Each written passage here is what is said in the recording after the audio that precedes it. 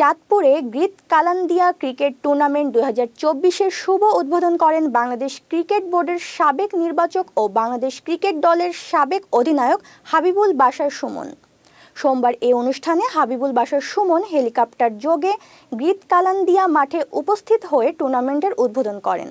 উদ্বোধনী অনুষ্ঠানে টুর্নামেন্ট পরিচালনা কমিটির সদস্য বিল্লাল হোসেনের সভাপতিত্বে বাদল দাস ও শামসুল আলম রনির যৌথ সঞ্চালনায় বিশেষ অতিথি হিসেবে উপস্থিত ছিলেন বিশিষ্ট ব্যবসায়ী আহসান হাবিব, প্রবাসী মোহাম্মদ হাসান আক্তার, মানিক ব্যাপারী, নুরুন্নবী নোমান, টুর্নামেন্ট পরিচালক সদস্য সোহেল খান সহ আমন্ত্রিত অতিথিবৃন্দ।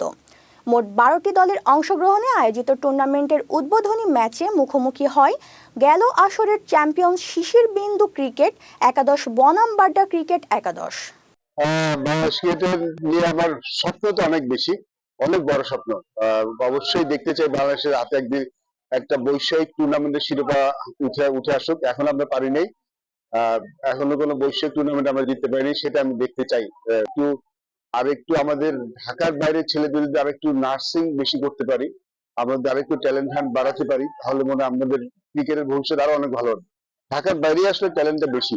আমার মনে হয় যে আজকে যেমন আমি গ্রিত কালান্দিয়া এখানে আসছি, এখান থেকে নিশ্চয়ই আমি প্রেটি শিওর যে এখানে যদি আমরা এখানে যে ছেলেগুলি আছে তাদের যদি একটু প্রশিক্ষণের ব্যবস্থা করতে পারি, কোচিং নিতে পারি, এখান থেকে আমরা ভবিষ্যতে প্লেয়ার পেতে পারি। এখান থেকে একদিন শাহিন পার্কে উঠে এসছে, আমরা পারি। মানে তার মানে ওয়েস্ট ইন্ডিজকে T20 ফরম্যাটে হোয়াইট ওয়াশ কিন্তু খুব বেশি দল করতে পারেন। ইংল্যান্ড করেছে, বাংলাদেশ করেছে, আর কোনো দেশ কিন্তু পারেনি।